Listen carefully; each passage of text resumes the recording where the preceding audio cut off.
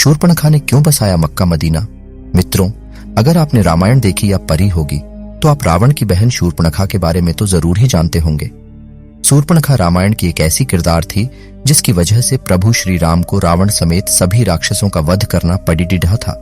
लेकिन सभी राक्षसों का अंत होने के बावजूद भी शूर्पणखा बची हुई थी।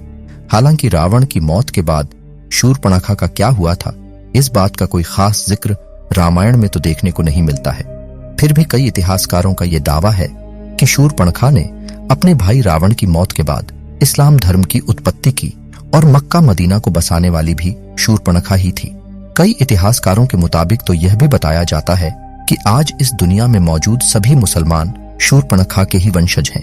भले ही यह सारी बातें आपको एक कहानी की तरह लग रही हो, लेकिन आज के इस वीडियो में हम आपके सामने शूर्पणखा के कुछ ऐसे रहस्य पर से पर्दा उठाने वाले हैं जिन्हें जानने के बाद आप भी दांतों तले उंगलियां दबा लेंगे।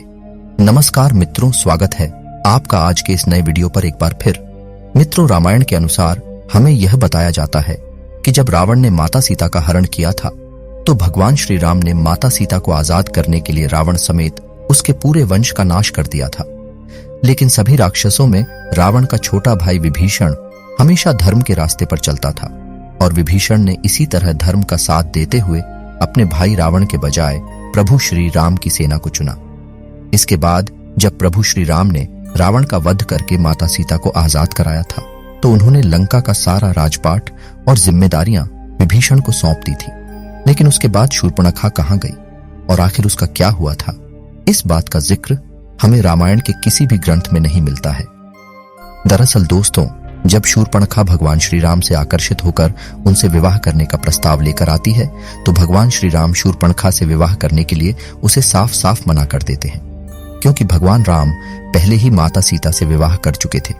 इसके बाद भगवान राम अपने छोटे भाई लक्ष्मण जी की तरफ इशारा करते हुए शूर्पणखा से कहते हैं कि अगर आप चाहे तो मेरे छोटे भाई लक्ष्मण से विवाह करने के लिए पूछ सकती हैं। और फिर जब शूर्पणखा लक्ष्मण जी के पास विवाह का प्रस्ताव लेकर जाती है तो लक्ष्मण जी भी शूर्पणखा के प्रस्ताव को ठुकरा देते हैं। उसके बाद शूर्पणखा भगवान श्री राम के पास जाकर माता सीता को बुरा भला कहने लगती है और भगवान राम को यह धमकी भी देती है कि अगर उन्होंने शूर्पणखा से विवाह नहीं किया तो वह माता सीता को मार देगी। उसके बाद जैसे ही शूर्पणखा माता सीता को मारने के लिए आगे बढ़ती है तभी लक्ष्मण जी माता सीता का बचाव करते हुए शूर्पणखा की नाक काट देते हैं।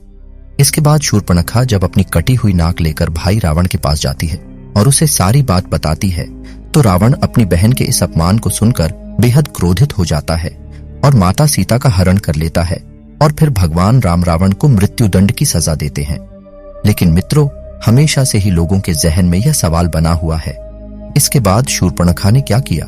कई इतिहासकारों के मुताबिक यह बताया जाता है कि शूर्पणखा खुद को दुनिया की सबसे सुंदर स्त्री मानती थी और जब लक्ष्मण जी ने माता सीता को बचाने के लिए उसकी नाक काट दी थी तो वह अपने चेहरे को देखकर बहुत ही शर्म महसूस करती थी और नाक कटने के बाद वह हमेशा अपने चेहरे को एक काले कपड़े से छिपा कर रखती थी। शूर्पणखा को जब यह पता चला था कि उसके सारे भाई प्रभु श्री राम के हाथों मारे जा चुके हैं तो उसने दैत्य गुरु शुक्राचार्य के पास जाने का फैसला किया था और वह वहां जाकर उन्हीं के आश्रम में रहने लगी थी। शूर्पणखा और शुक्राचार्य दोनों ही राक्षसों के वंश को आगे बढ़ाना चाहते थे, जिसके लिए शुक्राचार्य ने भगवान शिव की कठोर तपस्या की। शुक्राचार्य की तपस्या से प्रसन्न होकर भगवान शिव ने उन्हें असुरों के अमर होने के बजाय वरदान के रूप में एक शिवलिंग दिया और यह भी बताया कि जिस दिन कोई वैष्णव यानी भगवान विष्णु का अवतार या फिर कोई ऐसा भक्त जो भगवान विष्णु को सच्चे दिल से मानता हो, अगर उसने इस शिवलिंग पर गंगा जल छिड़क दिया तो उसी समय इस दुनिया से संपूर्ण राक्षस जाति का विनाश हो जाएगा।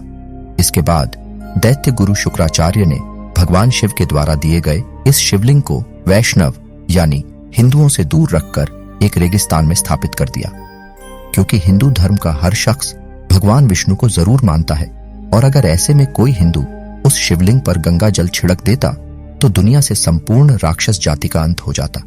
इसलिए शुक्राचार्य ने इस शिवलिंग को दूर ले जाकर एक रेगिस्तान में इसकी स्थापना कर दी। और मित्रों, रेगिस्तान में जिस जगह यह शिवलिंग स्थापित किया गया था उस जगह को आज हम सब मक्का मदीना के नाम से जानते हैं। दोस्तों, भले ही ये सारी बातें सुनने के बाद आपको सच्ची न लग रही हो, लेकिन आपने कई विवादित बयानों में यह जरूर सुना होगा कि प्राचीन काल में यहाँ पर मकेश्वर महादेव का एक मंदिर हुआ करता था, जहां भगवान शिव का एक शिवलिंग स्थापित था। मित्रों, यह वही शिवलिंग है जिसे भगवान शिव ने दैत्यों के गुरु शुक्राचार्य को दिया था, और इस शिवलिंग को दैत्य गुरु शुक्राचार्य ने हिंदुओं से छुपाने के लिए भारत से दूर सऊदी अरब में मक्का में स्थापित कर दिया था। शुक्राचार्य ने इस शिवलिंग को सऊदी अरब में इसलिए स्थापित किया था क्योंकि उन्हें ऐसा लगता था कि यह बात कभी किसी हिंदू को नहीं पता चलेगी और इससे राक्षसों का वंश भी सुरक्षित रहकर आगे बढ़ता जाएगा। आपको बता दें कि दैत्य गुरु शुक्राचार्य ने इस शिवलिंग की सुरक्षा का काम शूर्पणखा को सौंप दिया था।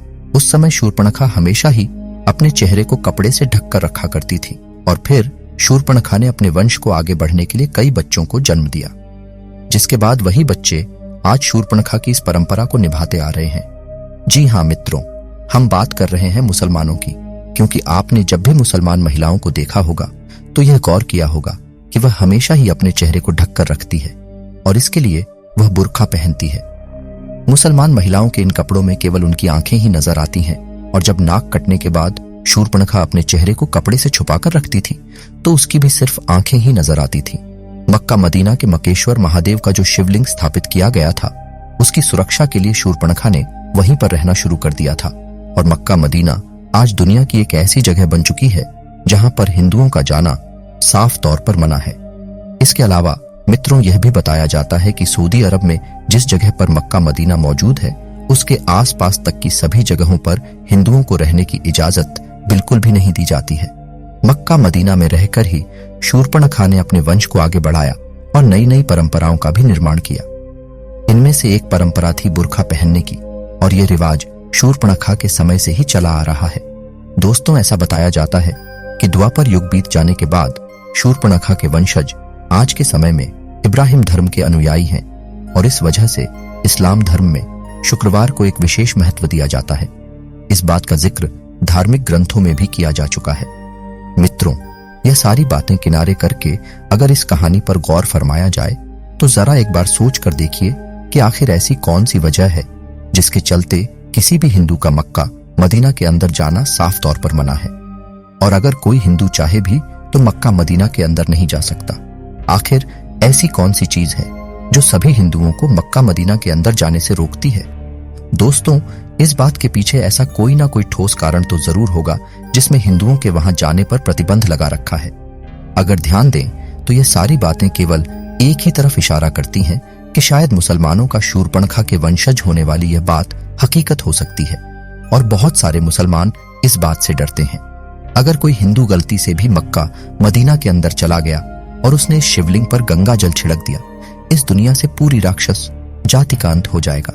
मित्रों, यह राक्षस कोई और नहीं बल्कि शूर्पणखा के ही वंशज है।